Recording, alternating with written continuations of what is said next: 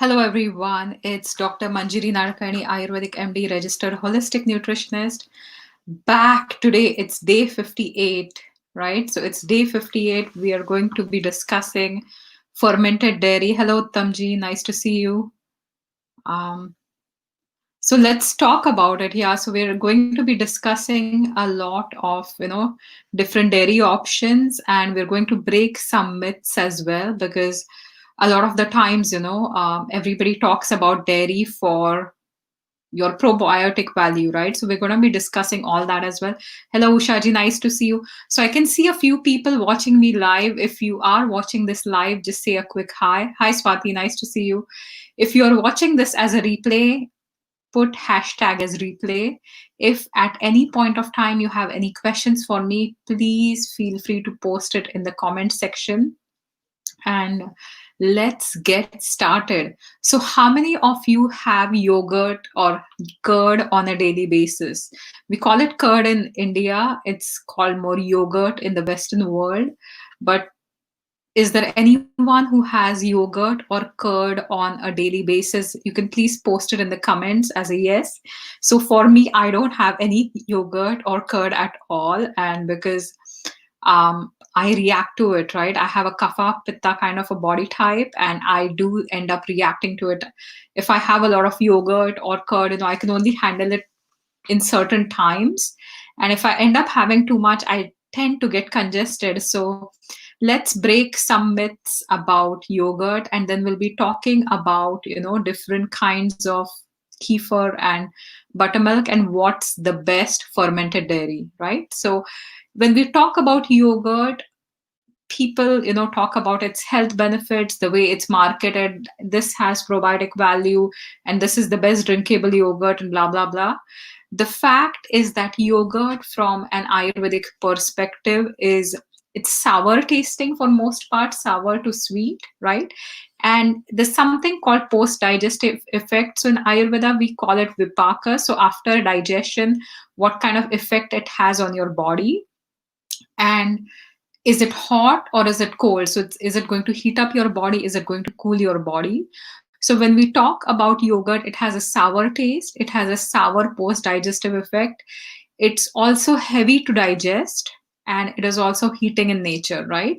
So the one thing that yogurt balances is vata, right? So if you have any vata related conditions, not arthritis, because with arthritis, usually if you have a lot of sour foods, your joints can also hurt, right? So for arthritis, that's the one thing. Buttermilk, you can have it, but it's the homemade buttermilk. So when I'm talking about yogurt, if you are buying a store bought yogurt, right, it's going to be extremely different than something that you can make at home.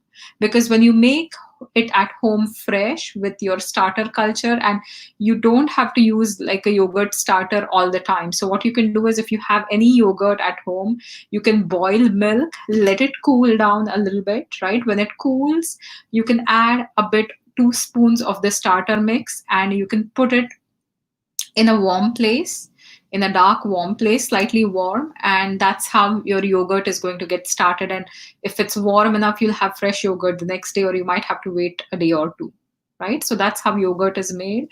Now in yogurt, usually heat is required for the cultures to settle, right?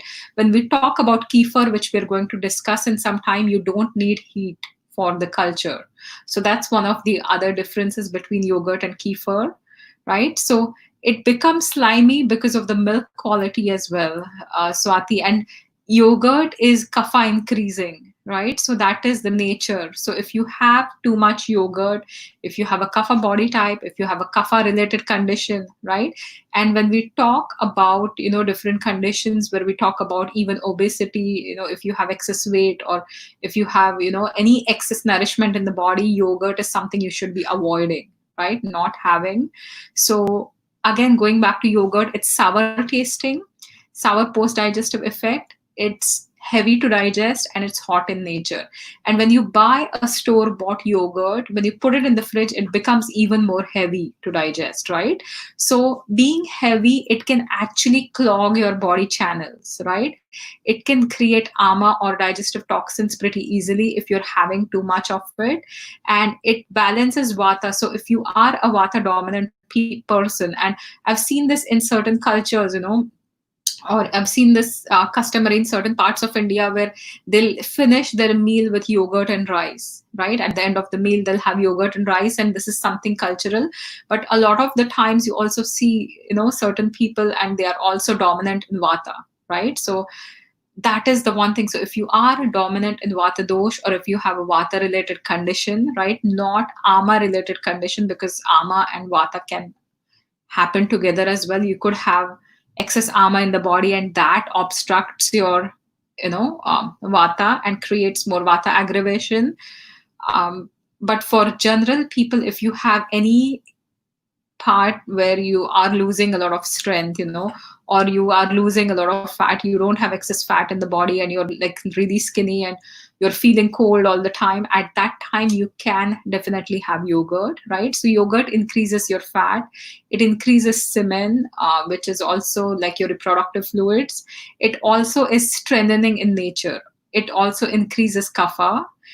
In excess, it because it increases pitta, it can also create bleeding issues if you take too much, and if you have pitta imbalance, that can happen as well. Because of the heat, it's also going to help with digestion, right? But if you have any inflammation in the body, and if you are eating yogurt on a consistent basis, the same yogurt is going to increase your body inflammation. So this is something to keep in mind. So if you are already inflamed, you will increase the inflammation if you're eating yogurt on a daily basis, right? So what or where we use yogurt in Ayurveda? So we're using it for people who don't have any taste, or who don't have much appetite, right? So to help with that, to help with the taste, right, we would help with that. So if you have like chronic fever, what we call visham jwara, recurrent fever, if you have a lot of rhinitis, right, runny nose, if you have any issues with urination, and if you have a lot of malabsorption syndrome, that's the time where we will recommend um, you to have some yogurt, right? So if you have a lot of emaciation, if you're losing a lot of weight, so generally for most people, if you have issues with blood, if you have issues with pitta or kapha, avoid it. And usually in certain months you have to avoid yogurt, right? So autumn, summer and spring, right? So summer and spring is, when it's hot outside, try to avoid yogurt. So that's extremely important, that whenever it is really hot outside, when the weather is not that conducive, you should avoid yogurt. And try not to take yogurt at night time, right? Because evening or night is the kapha time. So try to avoid taking yogurt at night. If you really want to have it probably early in the morning, or have it, in the evening before it's like really late, right? So don't have it after 6 o'clock, which is the kapha time. You can have it between 2 to 6. So that's an option. And don't have it even at breakfast time, because uh, in the morning, again, from 6 o'clock to 10 o'clock is the kapha cycle, or the kapha time, right? So if you have kapha aggravation, it's going to increase your kapha even more, right? So these are a few things about yogurt. So the one thing that I believe is, when we look at fat-free yogurts and all that, it is way more processed. You're taking the solids out of the milk, you're taking all the fat out of the milk, then redistributing. So it is way more processed than normal, right? So if you are having yogurt, always buy whole milk, always boil the whole milk, add the yogurt culture, and make your own yogurt. So that's one thing to remember. Hi Anuja, nice to see you. Hi Aparna, nice to see you. Thanks for watching live. So today we are discussing yogurt, we're discussing kefir, and we're also discussing buttermilk.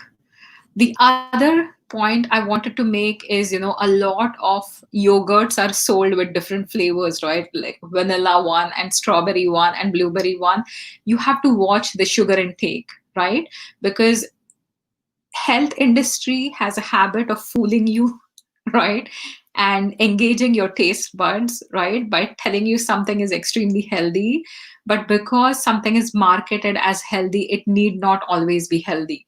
So if you are used to, having a lot of yogurt and flavored yogurts, you have to look at the sugar content.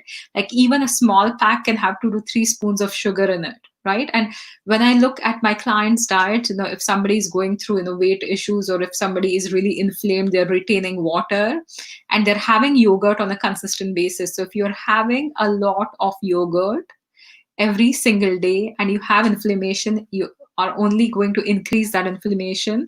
And you could also be ingesting tons of sugar, right, with the yogurt itself. And no matter if they market it as Greek yogurt, no matter if they market it as high protein yogurt, right?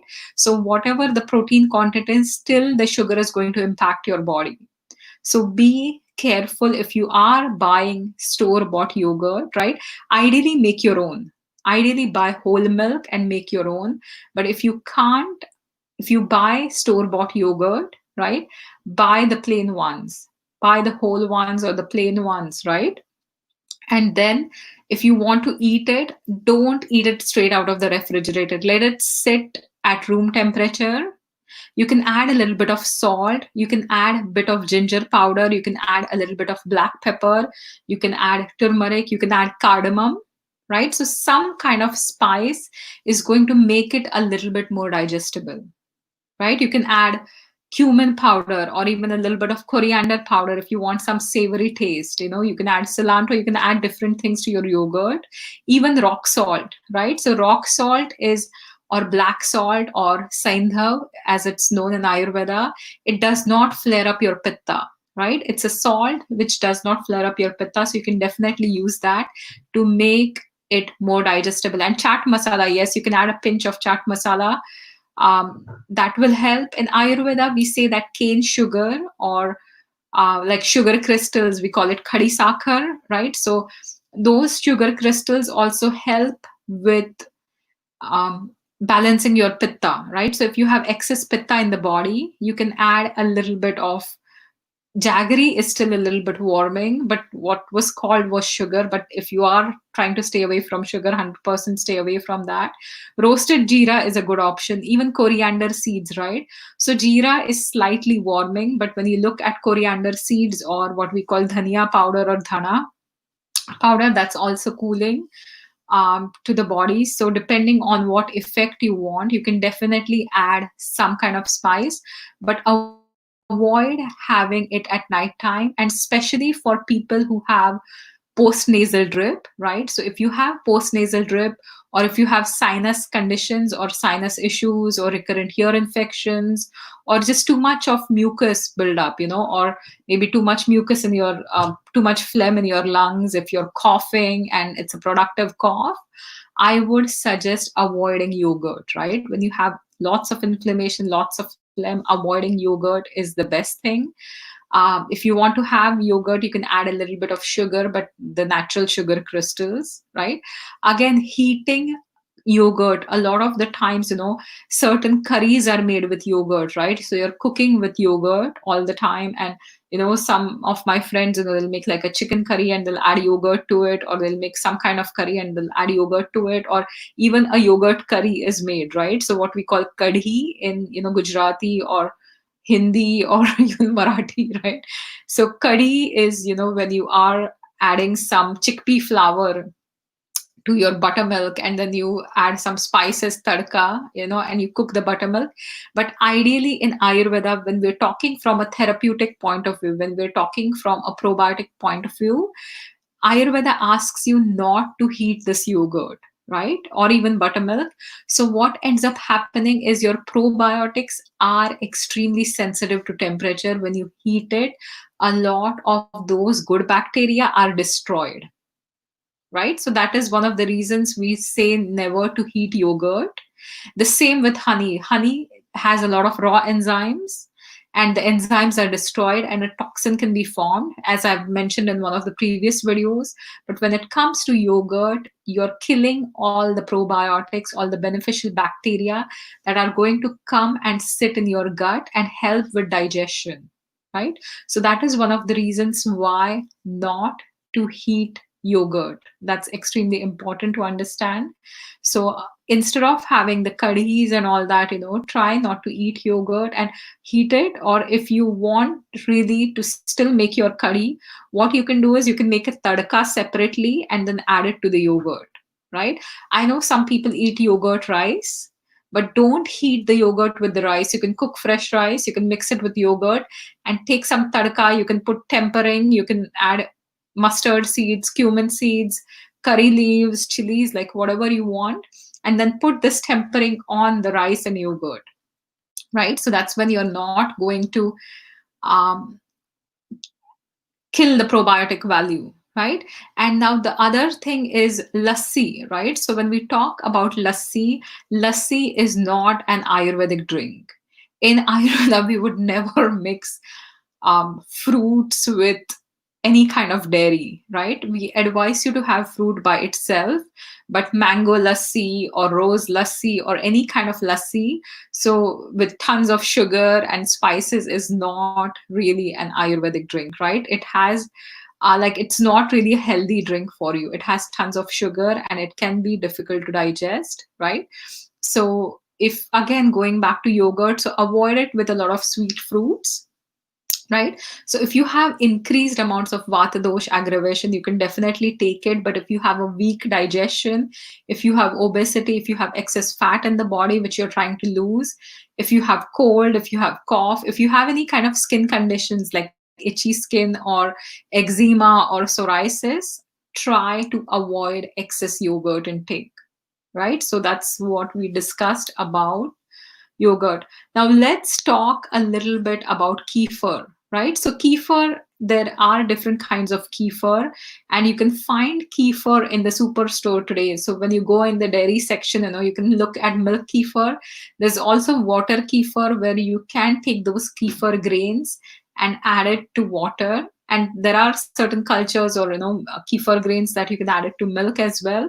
They're both cultured dairy products, but they are different, right? So when we talk about kefir cultures at room temperature and yogurt cultures at heat, right? So when we talk about kefir, because it doesn't, like, it cultures at room temperature, there's not a lot of heat produced, so it's not as much pitta aggravating as yogurt is, which requires heat, right? And that also makes kefir a little bit difficult to digest, right? So kefir grains can also have some yeast in it. So it's not just bacteria, but there could be yeast as well. If you are having any excess kapha like conditions, if you're having any excess candida or yeast infections, I would avoid it, right? You can have it in small amounts for probiotic value if it works for you. But if you have conditions like kapha excess, if you have conditions like yeast, I would definitely avoid it. So kefir is like they'll take milk and they'll ferment it. They'll add certain grains known as kefir grains and they will ferment it. And it's quite a popular culture that you can find in today's, like at the grocery stores or at the supermarkets, right? So it's different than kefir, like it's different than yogurt. It's a little bit thinner than yogurt. It's more like watery than yogurt. So it's slightly different than yogurt, right? So that's what a little bit about kefir is. And yeah, and you have to like keep changing it every 24 hours. You have to transfer the grains, otherwise they kind of, it becomes really pungent, right? So that's something to keep in mind. So let's go to what's the best amongst all of these is the buttermilk, right? So when we talk about um, how there's nectar or amrit for gods and goddesses, that's how we have buttermilk for humans, right? And in the olden days, the way you would make buttermilk, again, I'm not talking about the carton buttermilk, right? So again, in the olden days, what you would do is you would take this yogurt, right? You would take this yogurt and you would take a churner. So if any of you have seen your grandmas having that churner, I might still have one at home somewhere. So you literally take that churner and you churn it, and all the cream comes on top, and what's left is, buttermilk. So again, buttermilk can be different in consistency, it can be different in taste. And when you take a lot of the cream off, right, cream that or butter that arises on top, whatever is remaining is known as buttermilk. So how do you make this buttermilk? You can make it with yogurt. So the yogurt, you can make it with full cream yogurt, or you can make it with, less cream yogurt or without any cream. And the qualities would change according to that, right? But in Ayurveda, when we talk about the qualities of buttermilk, it's supposed to be the best one because it's extremely digestible, right? So it's going to be really easy to digest. It's really going to be, a little bit astringent tasting. It's going to be warm, and it is really healthy. We also use it medicinally, where a lot of our medicines or Ayurvedic um, herbs are cooked into buttermilk or made with buttermilk, and you can also use it for something like shirodhara, right? So buttermilk is extremely beneficial to most people. There's the full cream buttermilk, there's half water buttermilk, where you're taking half amount of water and mixing it with yogurt and blending it, taking the fat out, or taking churning it, right? And then that's how you can have it. So there are different kinds of, I won't go through the names, there are 4 different varieties that we talk about in Ayurveda that will just create a lot of confusion for people. So I'm not going to go into like the whole mathit and all that, right? But how would you use this buttermilk? So if you have a lot of inflammation, buttermilk can actually calm your inflammation or any kind of excess swelling, right? So when you look at yogurt increases that inflammation, but buttermilk can actually calm down your inflammation. Buttermilk is really good for any kind of gastrointestinal issues. So if you have a lot of malabsorption syndrome, if you have irritable bowel syndrome, if you have hemorrhoids, if you have a weak digestive fire, if you're not digesting food well, buttermilk after having your meals is advisable, right? And even with different conditions, like, if you have excess of ghee, right? So if you have had indigestion because of having too much of clarified butter, like one day you decide to go like on a butter ghee kick, where you have tons and tons of ghee in a day, right? So in that case as well, we advise you to drink buttermilk, which serves as an antidote for excess ghee, right? So that also works. And anytime when you have issues with your liver, or even if you have low iron, you're not picking up, what we call anemia or pandurog in Ayurveda, where you are deficient, you're not picking up a lot of nutrients, buttermilk can help normalize your digestion, and you will be able to pick up more nutrients from your food, right? So buttermilk, again, we contraindicate, we ask you not to drink too much during summertime. And if you have excess pitta in the body, that's when ideally you should be avoiding and not having too much buttermilk, right? So, okay. So buttermilk typically is light to digest. It's not heavy. When we looked at yogurt is pretty heavy to digest. Swati, you can do it with blender, but it's not going to be the same, right? Because when you churn it, like the churning action brings like a lot of the things on top. When we use like mechanical blenders, everything just mixes really well in. So when in the olden days, you would like take the churner and you would kind of keep churning, and it would take some time, but all the cream would, or the butter would come on top, right? The white butter. So it's going to be slightly different.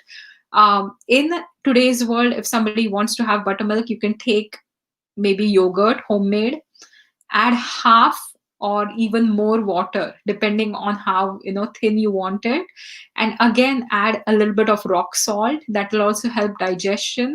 And you can also add some cilantro or coriander seeds and jeera powder. I like it, we call it mattha, and that's something that you can definitely drink with your meals. In Gujarat there's a tradition where you drink it with every meal. So that serves to help and support your probiotics in your gut, right? So if you make it yourself, it's going to be easier. If you do it with the hand blender, like If you do it traditionally, it's going to be much better, but if you can't, you have like just do what you can, right? So it is light to digest. When we looked at yogurt, yogurt was heavy to digest, right? Buttermilk is light to digest. And if you have a lot of stiffness of joints, like when we talk about arthritis, you can have buttermilk in small amounts for sure, right? So don't overdo it, but definitely, like buttermilk to balance your vata, you can definitely have it. It helps digestion as well. So even if you have a lot of ama in the body, buttermilk is going to support the digestion, right? So if you have excess kapha in the body, if you have excess vata as well, buttermilk is going to help you because it balances both vata and kapha, right? So when we looked at yogurt, yogurt balances only vata. It increases pitta and kapha. But when you look at buttermilk, buttermilk is actually balancing the kapha part as well, right? So that is how you can also use buttermilk in especially like amvat or rheumatoid arthritis. There are lots of different conditions. You can use it with ginger powder. You can use it with rock salt. You can use it with dill. There are different recipes given in Ayurvedic texts. You can use it in hemorrhoids, and if you have hemorrhoids and nothing seems to work, always having buttermilk with each meal, you can definitely help cure yourself. And yogurt as well as um, yogurt, buttermilk, kefir, they have less lactose than a cup of milk, right? So that's why it's more digestible. So for somebody who's extremely sensitive to lactose, you can get the lactose free milk and then make yogurt out of it, or you can also get lactose free yogurt. But usually for most people, they can handle yogurt or buttermilk or um, kefir much better than they can handle milk if they have some issues with lactose or mild lactose intolerance. So I'll take some questions. So does adding water to the ready-made yogurt make it up? Yeah, so adding yogurt, and the best thing to make it more digestible is add some dried ginger powder or add some black pepper, or if you want to eat it sweet, add honey, right? That's going to help cut down the kapha effect. Um, it won't have the qualities of homemade buttermilk, but definitely, you can add water to ready-made yogurt if you want, and add some kind of spices. The spices will really help with the digestion, right? So it won't have the same properties, but at least it will be close enough, right? So any other questions for today?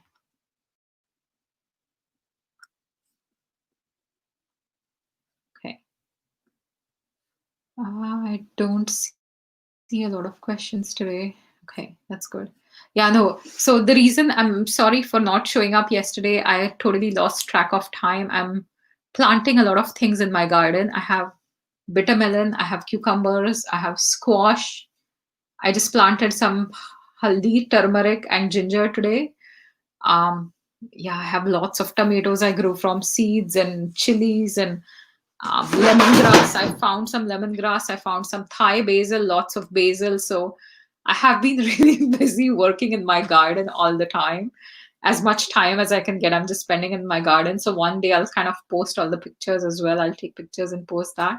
The other thing I wanted to tell you, what should be an ideal quantity of yogurt. See, ideal quantity again would depend on the person, Aparna, right? So um, but don't have it more than half a cup generally. Like don't have 2-3 cups of yogurt if you are somebody who's reacting to it. So there's ideal quantity always depends on the person, right? Ideal quantity, there's no one recommended dietary allowance when it comes to Ayurveda. There are no RDAs for Ayurveda, right? So everything is individualized. So if you have a kapha excess, I would completely avoid it, right? If you are a vata type of person, and if you are habituated, sometimes you also talk about satmya, where by habituation, by eating something constantly, your body gets accustomed to it. And that's what's seen in some cultures. Like even my husband's side of the family, would always have yogurt after they were, and rice when they would have their meals, and I don't, right? I grew up not eating a lot of yogurt because all the kaphas in my body would like in my family would flare up. So I wouldn't eat a lot of, yogurt growing up as well. So yeah, so just cut down and have maybe ginger powder or black pepper or even honey if you want to sweeten it a little bit, or some kind of spice. So just add something, or if you can't find anything, even plain rock salt or cinnamon, that will make it more digestible, right? So how about doing my sessions 3 times a week? Yeah, so I am thinking about it. So for this week I'm going to continue, right? And my thing is, I was trying to do it like Monday to Friday, and then Saturday, Sundays are usually like my break days. The last week was the webinar, which went really well, but it took 2 hours rather than one, and that literally wiped me a little bit, because I was work preparing for a few days. But that's a good suggestion. I will think about it, and I'll definitely, post it ahead of time. So today I've already posted for tomorrow, right? So if you go on to my Facebook page, you can see that tomorrow I'm talking about ghee or clarified butter. So if you have any questions, you can definitely, post questions or comments on that post, and I'll be more than happy to answer it. And Uttamji, that's a nice suggestion. So if I do Monday, Wednesdays, and Fridays, what I can do is I can post it ahead of time. So on Monday itself or Sunday, I'll make a post of what I'm going to talk about for that week. So everybody has time to even write down the questions, if they have any questions for me. So I think I'm going to take your advice, because with summer, it's extremely difficult to stay at home, right? And I usually do it at 8:30 because then I'm done with my day. So that's why I like this 8:30 time, that I don't have to worry about anything else, and I don't have to worry about cooking or cleaning up the kitchen or something. I'm almost done for the day, so that's why. But I think I'll take your advice, and next week onwards, and I think I'll go for Mondays, Wednesdays, and Fridays, or Monday, Tuesday, Wednesday. I'll think about it and I'll see what works better in my schedule. But I'll try to post all the posts for you know on Facebook ahead of time, so at least you know what I'm talking about. And regarding the course that I'm hosting, I've created a course called Food Freedom Formula, right? So that's a 8 week or 8 module course. And what you can learn is, if you are somebody who's addicted to foods, right? If you are somebody who's really struggling with, I shouldn't be eating this, or what should I be eating? Or even if you're a practitioner and you work one on one with clients who are struggling with food, that's the course you should go for, right? And the reason is because I've created this something completely unique. So it has Ayurveda, it has holistic nutrition, it also has a lot of food psychology, and the bonuses are also amazing. So the pricing for the entire course is really crazy, but I've put it at 299. So if you look at the total value, not the pricing, sorry, if you look at the total value, you're getting over, $3,000 worth of stuff only for 299. If you are a practitioner and if you want to get certified, I will sign a certificate and you can get up to 8 continuing education units, because it's 8 hours of training. There are also 2 special trainings for your business, right? So one is on how to get 100% results of your clients. The other one is the roadmap to business, a lot of the tech stuff, everything that I use in my own practice to work with my clients. So I'm going to post the link here. Tomorrow is when the early bird ends for the course. So if you want to sign up, you have to sign up right away. And there are lots of payment plans as well. If you have any questions regarding those two, you feel free to connect with me and I'll be more than happy to answer. So tomorrow I'll be back. I don't know, maybe there's some sunlight left. So I'll be back to my garden right now. And tomorrow I'll be back for a session on ghee. So if you have any questions about ghee, and it's going to be a really interesting session, because ghee is literally my favorite thing on the planet, especially when we talk about fat. And it's also something that I use every day when I light my lamp, for a prayer lamp or what we call diya. I never use oil, I always use ghee, right? And I'll tell you why as well. So let's discuss that tomorrow, that why do I use ghee for lighting lamps, and let's talk about the benefits of ghee. After that, I'll probably do another session on ghee, comparing it with different kind of fats, so that would be probably the day after, but I'll post it by tomorrow for sure.